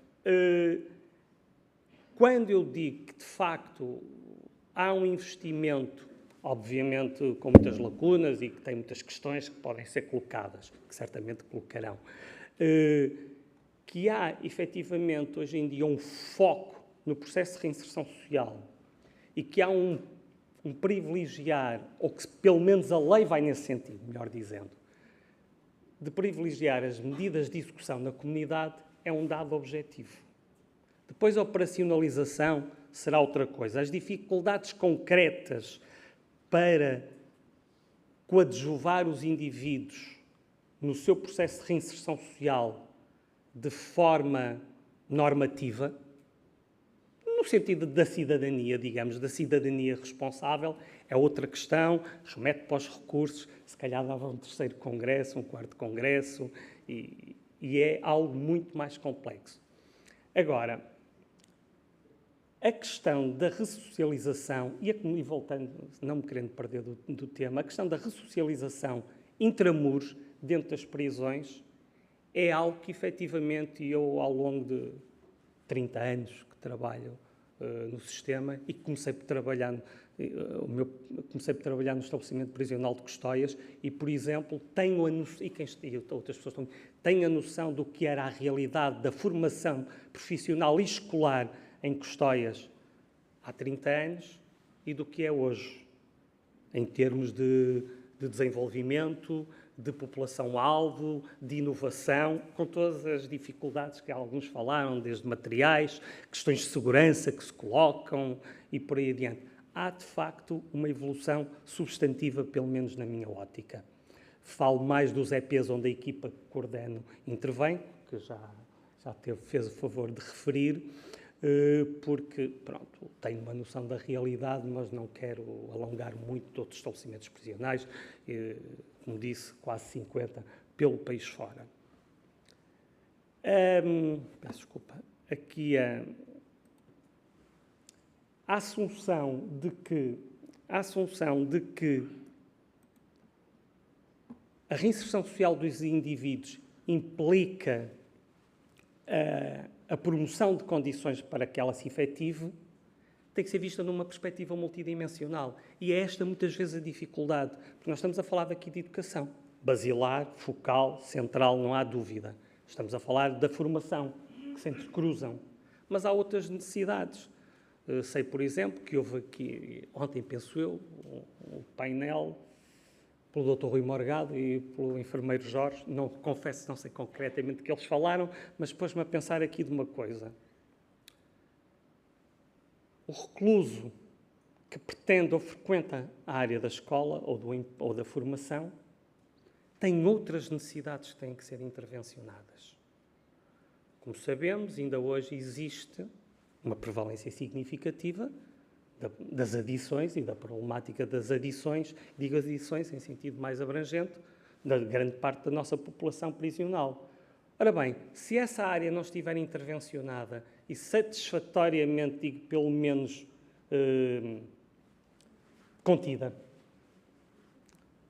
e alguns professores, se calhar, já tiveram experiência disso em contexto prático, como é que isto se conjuga com um indivíduo estar em sala de aula e como é que isto se conjuga com a dificuldade em aprender alguma coisa, passa a expressão mais básica. Mas acho, e portanto, e depois com as questões da família. Falou-se aqui, e é um facto, foi o Sr. Vereador, falou-se aqui, é um facto, está estudado, não é de agora, da reprodução geracional da exclusão social e da marginalidade. É um facto. O seu provedor também está aqui e sabe, por intermédio, nomeadamente, do estabelecimento prisional feminino, nós já tivemos, não sei se temos neste momento, mas já tivemos seguramente 3 gerações em contexto prisional no estabelecimento prisional feminino. Não estou errado, pois não? Não. Isto dá que pensar. Avó, filha e neta.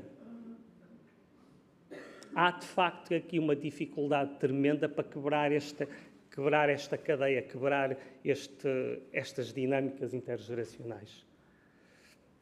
Será por via da formação e da educação? É sem dúvida. Alguém também referiu aqui a questão da escola,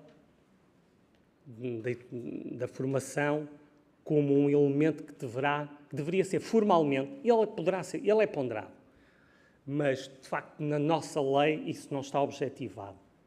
A questão de ponderar e, de alguma forma, constituir um elemento favorecedor da concessão da liberdade condicional, por exemplo, o frequentar a escola, como há outros países e há outros sistemas que o têm. É uma hipótese. Penso que tem que ser muito bem ponderada, porque aí também temos que aumentar em muito, digo eu, o nível de exigência. E o nível de exigência dos reclusos em contexto em contexto de sala de aula. Mas isso, como disseram aqui, também reverte com a questão da motivação. E a motivação é outro problema. A motivação é outro problema que não é o mero apetece-me ou deixa de me apetecer, é o porquê. É evidente, há técnicas, há metodologias de intervenção ao nível motivacional, mas uma coisa é teoria, outra coisa é prática. Agora, a educação, na minha ótica, no contexto prisional, deve e tem que ser vista de uma forma mais ampla. É evidente, eu sei que é evidente que a aprendizagem dos conteúdos formais nos diferentes, nos diferentes ciclos escolares é fundamental. Primeiro ciclo, segundo ciclo, terceiro ciclo. Como aqui já foi dito, vai havendo alguns que já acedem à Universidade Aberta, também ao ensino universitário. Já temos tido vários licenciados e mestres, inclusivamente, penso eu. Não é assim? Isso é fundamental. De facto, é fundamental essa dimensão da aquisição de competências formais pelas diversas vias de ensino e formação conjugadas que lhes permita um processo de reinserção social onde, de facto, a questão da inserção profissional é fundamental. É um facto. Somos uma sociedade que precisa de dinheiro para viver, portanto, enquanto assim for, é um dado indesmentível. Agora, enquanto, por exemplo, quando referia que eu sou técnico, e de facto, com muito gosto, sou técnico aplicador ou dinamizador do Programa para Agressores de Violência Doméstica na comunidade, o que é que nós vemos, e eu até já me perdi nos slides, mas eu penso que também não é muito importante. Mas tem a ver com isto. Promover, desenvolver e coordenar programas de tratamento adequados ao perfil criminológico. O que é isto? Para além da vertente escolar e formativa, a Direção-Geral tem a competência e a obrigação e tem feito um esforço muito significativo nos últimos anos nesse sentido, penso eu, de desenvolver. E uma vez mais, chama a atenção que a realidade é heterogénea. Eu sei que há EPs ou estabelecimentos prisionais têm mais dificuldade que outros, por vários motivos. As realidades são muito distintas. A Direção-Geral tem um catálogo de programas formal, poderão consultar, que visa intervir no perfil criminológico em concreto. Ou seja, visa intervir na tipologia criminal subjacente à execução da pena. À execução da pena em contexto prisional ou à execução da medida na comunidade. Porque depois temos programas de execução nos estabelecimentos prisionais e programas em execução na comunidade, que aqui também, permitam-me que digam, à parte, que é eu pelo menos vejo como uma das grandes dificuldades neste momento. Como é que se faz este processo de transição do estabelecimento prisional para a comunidade? E eu isso tenho noção em primeira pessoa. Por vezes, há indivíduos que em contexto prisional estão a frequentar programas em função das tipologias criminais, ligados à violência doméstica, aos crimes de natureza sexual, aos crimes estradais, condução sem habilitação legal, em estado de embriaguez e outro tipo de programas. O que se verifica é que, para além da dificuldade de generalizar estes programas ao contexto da população prisional, é um dado objetivo, portanto, tem que ser dito, para além da dificuldade de generalizar, ou pelo menos de o tornar acessível a todos que dele necessitariam, temos, por vezes, um problema de continuidade. Ou seja, o cidadão sai do estabelecimento prisional, está a frequentar um programa e ele, por vezes, perde-se. Ou seja, não há uma continuidade, não há um cruzamento claro e objetivo entre essas duas realidades e, por vezes, não consegue dar continuidade na comunidade a esses programas. E essa é, na minha ótica, uma das grandes dificuldades em matéria de intervenção em contexto prisional transposta para a realidade. Porque, como viram até por estes números, muitos dos indivíduos ou dos cidadãos que são condenados em suspensões de execução de pena com regime de prova ou com imposição de obrigações, o que é que isso significa? Significa que não é pronto, considerando um sem número de fatores, disse o Sr. Dr. Juiz, ou o Tribunal, ou o coletivo, condena a uma pena de X, que não pode ser maior que 5 anos, como penso que a maior parte das pessoas, que também é uma inovação que corresponde a esta tentativa de atenuar o efeito nefasto do encarceramento e de privilegiar as medidas de execução na comunidade, que até determinado momento e o limite eram os 3 anos, ou seja, só havia possibilidade de suspender uma pena até 3 anos, agora o que a nossa lei penal diz é até 5 anos. Isto é uma alteração muito substantiva, porque, de facto, vejam o leque de tipologias criminais que poderão entrar nisto. Depois, as questões da aplicação. Queria, para não me alongar muito mais, tenho 5 minutos ainda? 2 minutos, pronto. Ainda não fiz os 15 minutos, penso eu. E ficarei por estes 2 slides. A intervenção,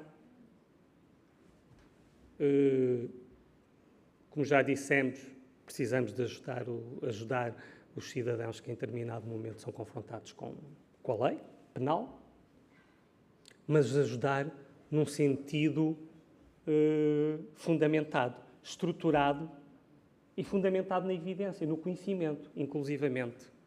Porque a ajuda casuística por si só dificilmente resolve o problema do indivíduo e menos que isso eu pessoalmente tenho a certeza, e não resolve de alguma forma, de maneira mais estrutural, as questões da criminalidade. E então começamos aqui. A Direção-Geral já há algum tempo que tem como racional teórica de intervenção este modelo. Risco, necessidades, responsividade. Não vou alongar muito isto. Isto corresponde, efetivamente, primeiro, às questões, e não nos esqueçamos, os cidadãos estão privados de liberdade. Portanto, não estão privados de todos os seus direitos. Nós estamos privados na exata medida que uma decisão judicial o diz. Pode não ser só a liberdade, como saber. Pode ser, por exemplo, a inibição do poder paternal, em crimes de natureza sexual e por aí adiante. Pode ser a inibição de condução, enquanto pena acessória, pelo menos. Mas o modelo visa, antes de mais, a intervenção as questões da intervenção mínima. Ou seja, o Estado e o sistema prisional e de justiça não pode ter a veleidade, penso eu, de intervir e de fazer do cidadão um tubo de ensaio nas suas mãos, não é? E então isto, nesse aspecto, este modelo, este racional teórico, que tanto se adapta em contexto prisional como na comunidade, tanto em penas e medidas de execução em contexto prisional como na comunidade, isto deverá, desejavelmente, obedecer a estas questões. Avaliação do risco, não vou alongar-me, ou seja, a intensidade da supervisão que é materializada e objetivada em dois instrumentos legais e também de intervenção dos técnicos, que é o PIR. O PIR é o Plano Individual de Readaptação, que é delineado e projetado em contexto prisional, e o PRS, que é o Plano de Reinserção Social, instrumento que permite o acompanhamento das suspensões de execução de pena na comunidade. Ou seja, avaliar o risco, através por vários indicadores, digamos, avaliarmos o risco para percebermos a intensidade da supervisão. O que é que eu quero dizer com isto? Vejam este número, quase 20 mil suspensões de execução de pena. A questão da proporcionalidade, da intervenção mínima e da rentabilização e utilização dos recursos disponíveis.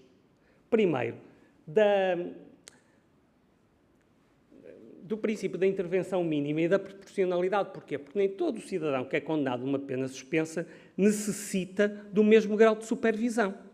Pode ir desde o grau de supervisão basicamente administrativo, em que mensalmente vai a uma equipa de reinserção social e num cartãozinho põe-se um carimbo, quase como quem vai ao centro de emprego, muitas vezes, não é?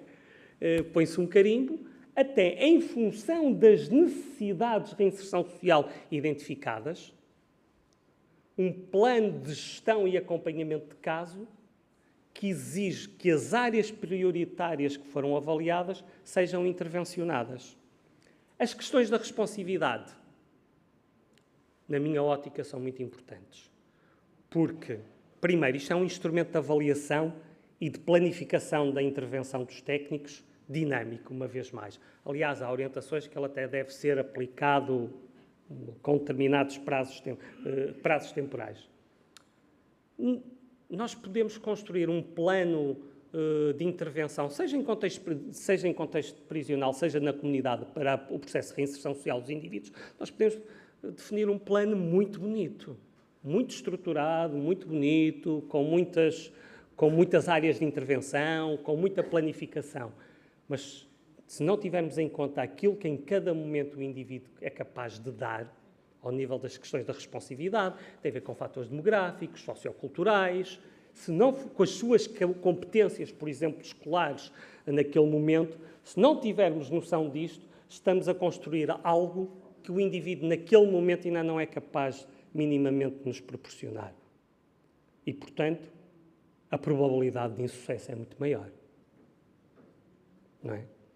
Salvo a devida comparação, quer dizer, é mesmo pôr uma criança que está no primeiro ciclo, se calhar, tirando os muito inteligentes, se calhar a fazer equações que são dadas no 12º ano.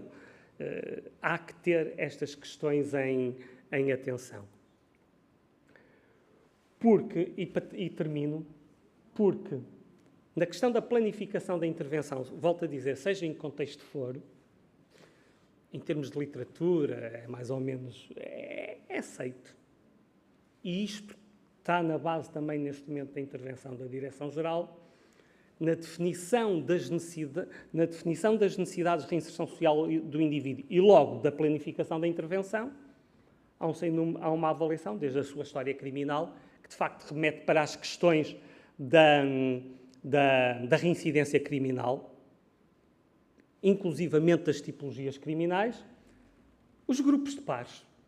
Quando falamos em pares pró-criminais, é um facto. Os contextos de grupo ou de socialização, e aqui acabou um pouco por ser dito quando falamos da reprodução geracional, são um fator preponderante na questão do comportamento criminal e da reincidência. Depois há aqui questões de características psicológicas do próprio indivíduo. Aqui há uma área um bocadinho mais perigosa, e esta questão das atitudes, esta questão dos padrões de personalidade antissocial, preferencialmente devem estar avaliados por quem de direito, seja da área em específico, e para chegar aqui, pronto, as questões da família, do abuso de substâncias, é evidente, já falamos, para chegar aqui, a educação e o emprego, que é o tema, são de facto essenciais. Mas quando trago este slide, é para procurar transmitir que isto não está por ordem digamos que isto não está por uma ordem de importância. Porque na minha ótica também não deve estar. Porque temos é que avaliar estes fatores em que exata medida é que cada um deles é mais ou menos preponderante. Isto remete com o realismo da intervenção e da planificação da intervenção. Se a família não é um fator de risco, digamos assim, porque ela existe, existem, e a maior parte, provavelmente, famílias perfeitamente organizadas e estruturadas que, em determinados contextos, seus familiares seus cometem crimes, como é evidente, a família não pode nem deve ser um fator de intervenção, seja em contexto prisional, seja de execução na comunidade, porque até seria abusivo e intrusivo. Agora, e, portanto, nós vamos avaliar esses diferentes fatores. Para acabar, a questão da educação e do emprego é, de facto, essencial, porque, me foi dito aqui, grande parte da nossa população prisional, e não só, melhor dizendo, que se confronta com o sistema de justiça penal, tem déficits acentuados de educação, ao nível da formação. Mas eu, e para acabar, considero que temos que ver isto de forma mais lata, não unicamente nos conteúdos programáticos que são fundamentais, que são dados pelos professores, neste caso no sistema prisional, mas numa perspectiva mais abrangente. E aí, pessoalmente, valorizo muito, para além destas questões formais, que obviamente são importantes e são essenciais, são as atividades que nas escolas, nos EPs, vão sendo feitas e que vão muito para além disto. Eu lembro as diferentes atividades ao nível da expressão plástica, do teatro, da música, e tudo isto poderá permitir ao cidadão recluso a aquisição de uma bagagem que favorece o seu processo de reinserção social, porque também, e os estudos vão nesse sentido, e os dados vão nesse sentido, a ausência de emprego ou de rendimento, melhor dizendo, não é o fator central do comportamento criminal e da reincidência criminal. Há outras questões que vão para além disso. Tem a ver com a atitude, com a empatia, com o reconhecimento do dano, com a percepção de ser um sujeito ativo e interventor numa realidade social normativa. Portanto, é um facto que as questões do emprego e do rendimento são fundamentais, mas não são, na minha ótica, o fator essencial.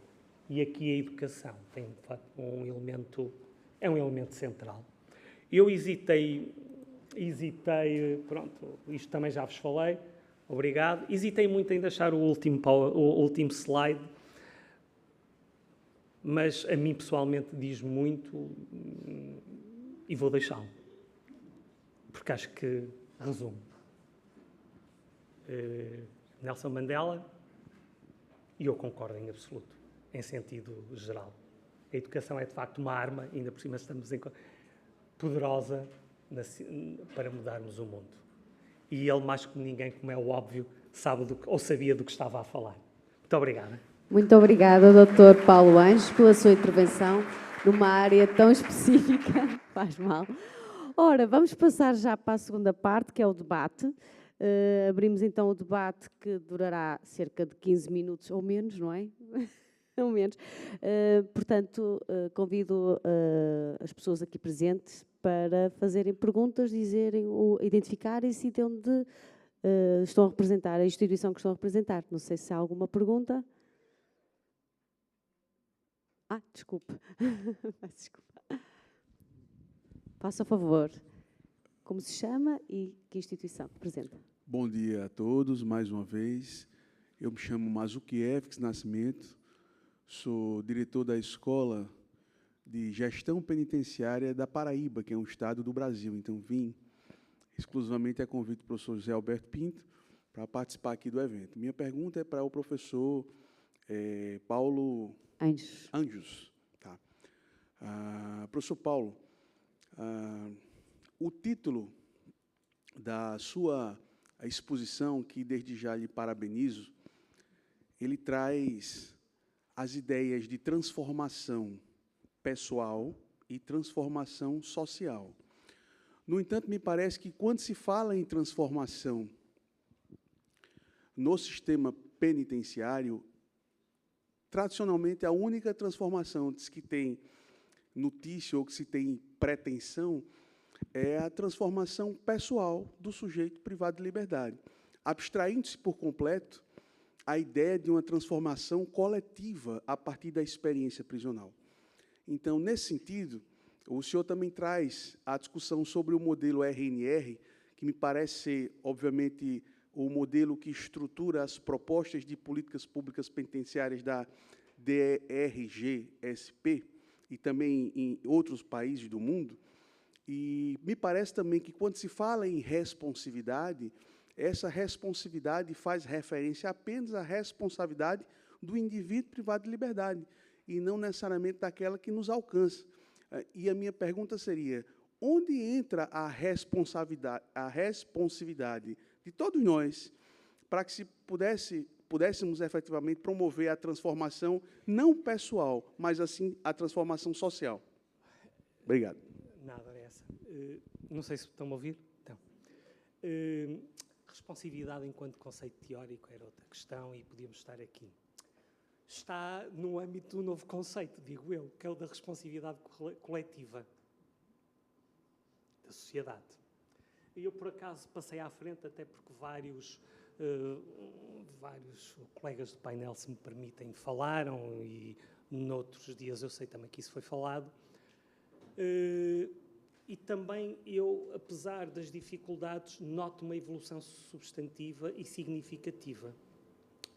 É verdade que esta realidade, e, por exemplo, e também das prisões, ainda está muito para dentro. Por vários motivos. Por vários motivos, e também aqui foi dito que, normalmente, a sociedade, no sentido geral e abstrato, se puder evitar esses assuntos, agradece.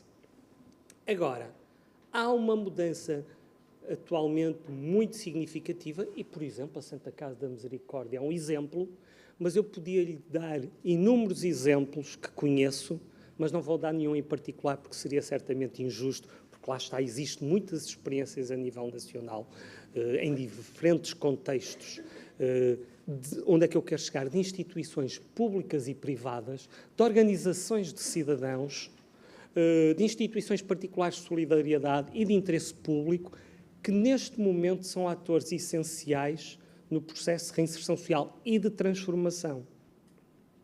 Portanto, se bem percebi a sua pergunta, eu não teria assim neste momento uma perspectiva tão pessimista, pelo menos no nosso contexto. Acho que neste momento a sociedade está desperta e o Estado, em última análise, que tem a sua responsabilidade, e partindo do princípio de um chavão, mas que é um facto, o Estado somos todos nós, individualmente e coletivamente, pelas diversas organizações da expressão do próprio Estado. Neste momento estamos muito mais despertos. E a responsabilidade social para apoiar, coadjuvar a reinserção social das pessoas, parece-me que está em crescendo e que é um facto. Nós temos associações de cidadãos, instituições ligadas à Igreja, temos instituições de fins, instituições privadas que falta-me tempo. Temos empresas, pronto, simplificando. Temos empresas, foi referido aqui, por exemplo, o projeto da Fundação La Caixa, por intermédio, é óbvio, de uma fundação, mas todos nós sabemos que, obviamente, é um grupo empresarial numa área de intervenção específica, não é? E, portanto, acho que, efetivamente, estamos crescentemente despertos para essa responsabilização da sociedade e, em última análise, para a dimensão da responsividade da sociedade, então. Ou seja, de ela ter noção de que tem que se capacitar para proporcionar os meios necessários à promoção da reinserção social. Não sei se o ajudei. Muito obrigado.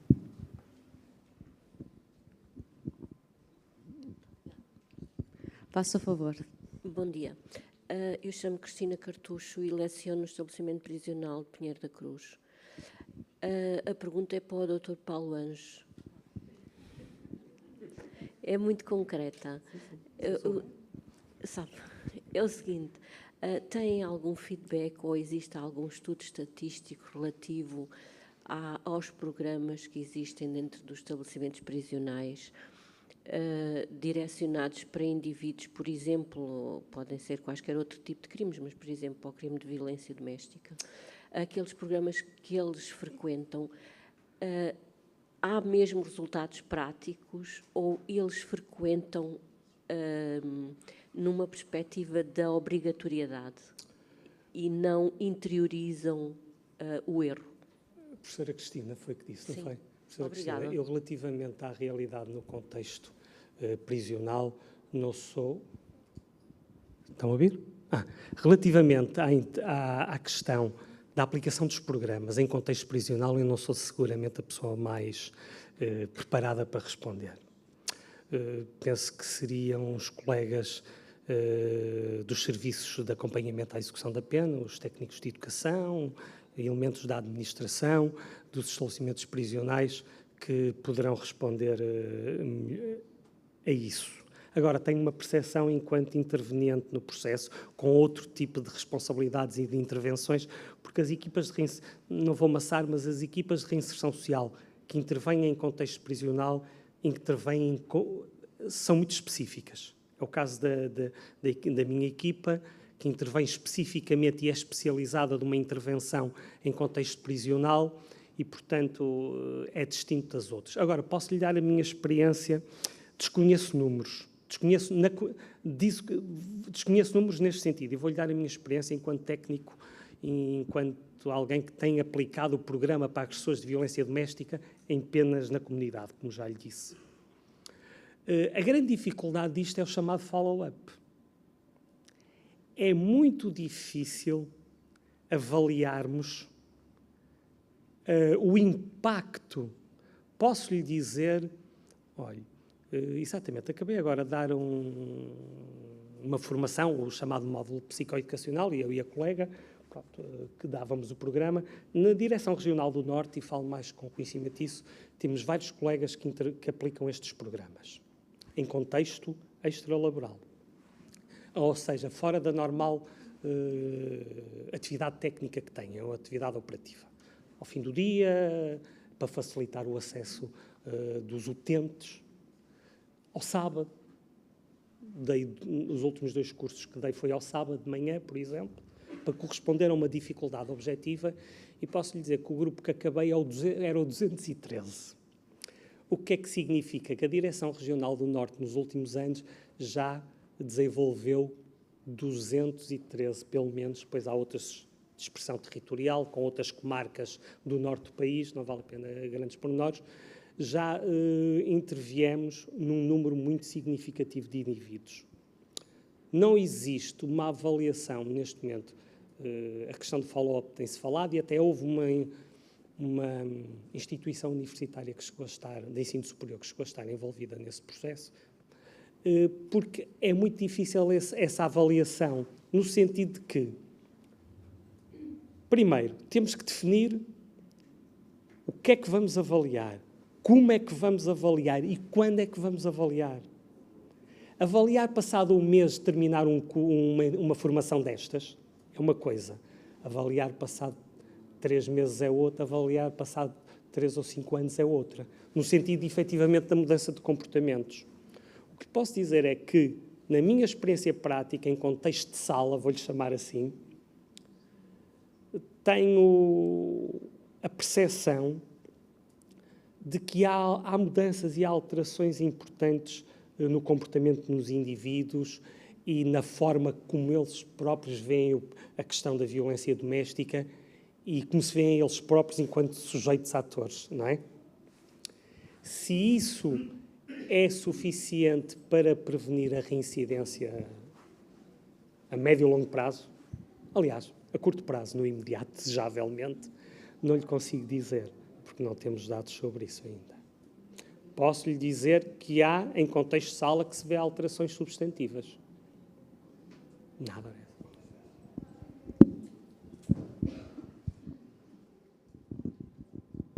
Não sei se há mais alguma questão para o Sr. Vice-Presidente da Câmara. Aproveitem agora. Não? Vamos então fazer uma interrupçãozinha, um coffee break. Agradeço aos meus ilustres oradores por esta sessão e...